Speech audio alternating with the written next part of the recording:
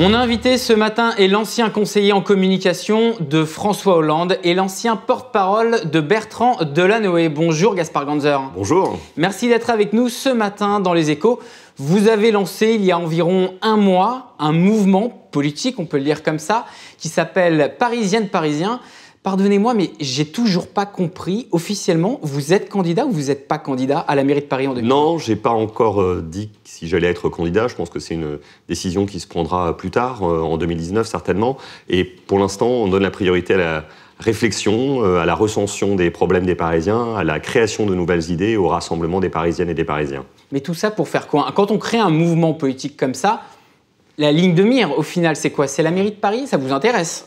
On le fait pour changer la vie des Parisiens, comprendre quels sont leurs problèmes en matière de pollution, de propreté, de sécurité, d'attractivité économique, par exemple, mais aussi de logement et de transport, réfléchir avec eux à quelles seraient les solutions pour régler leurs problèmes, et puis en parler non pas avec des politiciens professionnels, mais avec des vrais habitants de la ville, des vrais citoyens de Paris. Vous essayez finalement de dupliquer le modèle En Marche, mais au niveau local à Paris ? Je pense que dans la démarche d'Emmanuel Macron au moment de l'élection présidentielle, il y a quelque chose d'extrêmement positif. C'est le rassemblement citoyen et l'idée de s'appuyer non pas sur des politiciens professionnels, mais sur des citoyens engagés. Il n'est pas le seul d'ailleurs à l'avoir fait dans les démocraties. Podemos l'a fait en Espagne, Renzi l'avait fait à sa manière à Florence, aux États-Unis, Bernie Sanders avait réfléchi à cela, Trudeau au Canada.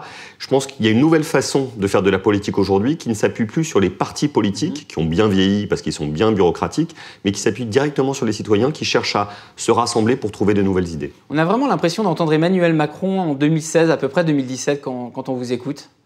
Je ne sais pas si c'est un compliment ou une critique. En non, tout cas, cette remarque ne me gêne pas. Oui. Mais je crois que chacun a sa propre histoire et que les Parisiens voudront écrire leur propre histoire, qui est une histoire locale, territoriale, avec un ancrage géographique et culturel fort autour de la vie parisienne. On sait que vous avez été à un moment donné, candidat.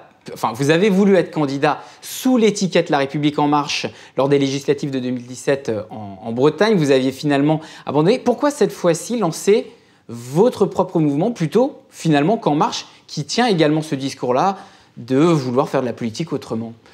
En 2017, le président de la République m'avait proposé d'être candidat aux élections législatives. C'était un honneur, parce que je ne prends pas à la légère quand un président vous fait ce type de proposition. Président que vous connaissez depuis 20 ans. Voilà, vous êtes promo de l'ENA, de la même promo de l'ENA. On se connaît depuis 20 ans. Mais c'était une très mauvaise idée, pour deux raisons. La première, c'est parce que j'avais besoin d'aller faire autre chose, créer une entreprise, c'est ce que j'ai fait d'ailleurs depuis, mais aussi recommencer à enseigner à Sciences Po, écrire un livre. Et puis c'était au mauvais endroit. On m'avait proposé d'être candidat à Rennes en Bretagne. Si ça avait été rue de Rennes à Paris ou rue de Bretagne à Paris, j'aurais dit oui, mais rue de Rennes en Bretagne, c'était pas possible, même si j'aime beaucoup les Bretons. Aujourd'hui, un an s'est écoulé et je suis de nouveau saisi par la passion de l'action citoyenne, mais je ne mets pas ma personne devant. Ce que je veux, c'est construire un collectif et trouver de nouvelles idées. Un mouvement politique parisienne-parisien, donc non rattaché à En Marche, est-ce que c'est également pour que vous soyez candidat ou quelqu'un d'autre pour griller la politesse à Benjamin Griveaux, dont on dit qu'il briguerait également Paris en 2020 ? Je ne sais pas ce que feront les autres, mais finalement, ça m'importe peu. Parce que moi, je n'ai dans ce projet ni concurrent ni adversaire. Je n'ai que des amis et surtout des gens que je veux rassembler. Donc je me soucie ni de ce qui se passe à La République En Marche, ni de ce qui se passe chez les Républicains, ni au Parti Socialiste. Aucun de ces partis, que ce soit La République En Marche, LR ou le PS, ne m'importe. Ce qui compte pour moi, ce sont les Parisiennes et les Parisiens. Vous parliez de rassembler. Prochain rassemblement, c'est demain. Jeudi. Combien de personnes ? La dernière fois, on était 150. J'espère que cette fois, on sera environ 200, peut-être un peu plus. L'idée, c'est de rassembler les Parisiens dans leur diversité, de tous les arrondissements de Paris, de tous les milieux sociaux, de tous les âges et de tous les styles. Mais pour rassembler, il faut avoir une voix qui porte. Vous le savez bien, vous avez été conseiller communication de François Hollande.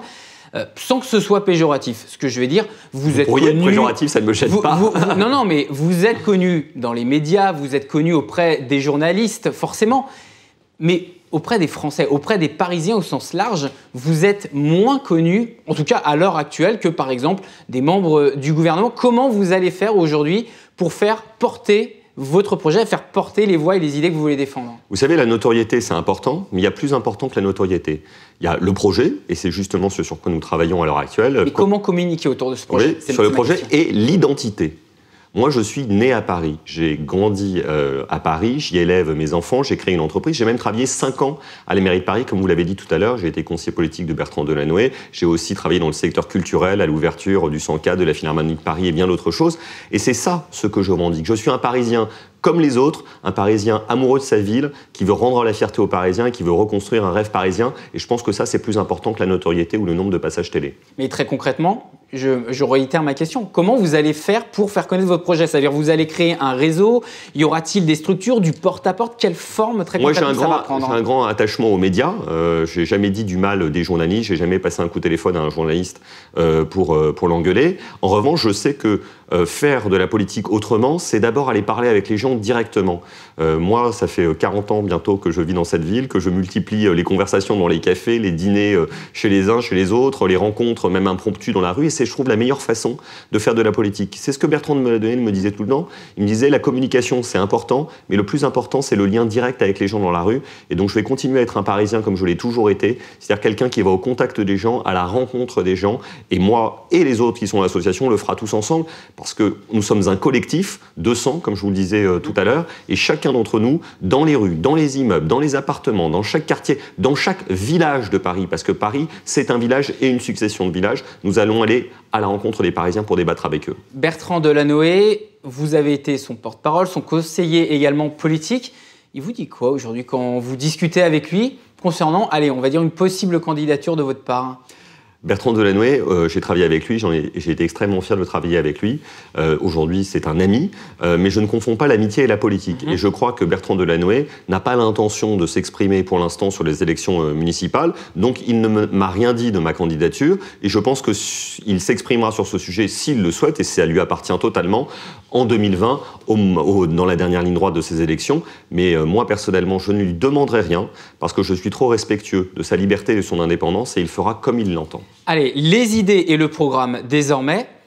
L'actualité de la ville de Paris, c'est le fiasco du nouveau Vélib.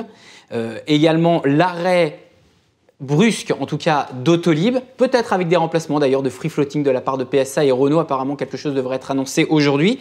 Sur ces deux sujets, vous proposez quoi ? Sur Autolib, déjà, je dois quand même vous dire que je regrette que le service soit interrompu.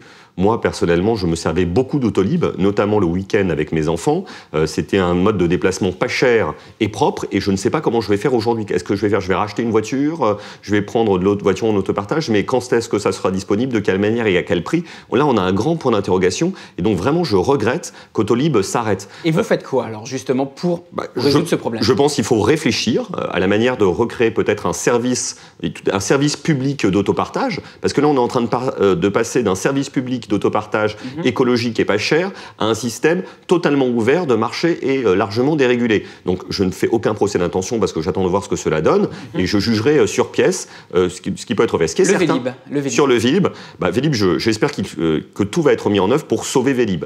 L'année dernière, à la même époque, il y avait 100 000 locations de Vélib par jour. Aujourd'hui, il n'y a plus que 10 000 locations de Vélib par jour. Je crains le pire. J'ai peur, je dois vous le dire, j'ai peur que Vélib soit arrêté au mois de septembre. Et ça serait une catastrophe pour toutes les personnes qui utilisent leur vélo en Vélib pour se déplacer, mais aussi pour l'identité de la ville de Paris. Parce que depuis 10 ans, Paris se reconnaît à la Tour Eiffel comme depuis toujours, mais aussi à l'existence des Vélib. Allez, le temps court, on arrive dans la toute fin de cette émission, donc je sais que l'exercice est dur, qu'on ne peut pas faire de simplification. On va essayer. Mais on va essayer de faire un pour ou un contre. Allez-y. Alors, pour ou contre le vélo en free floating, c'est-à-dire en flotte libre ? Pour. Pour.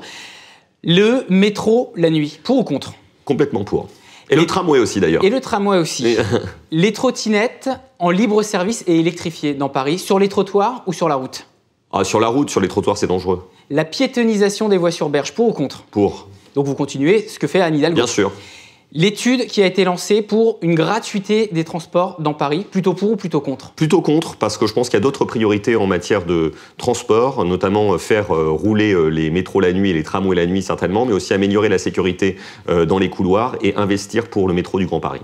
Merci Gaspard Ganzer d'avoir été mon invité ce matin dans Les Échos. Je rappelle donc fondateur du mouvement Parisienne Parisien.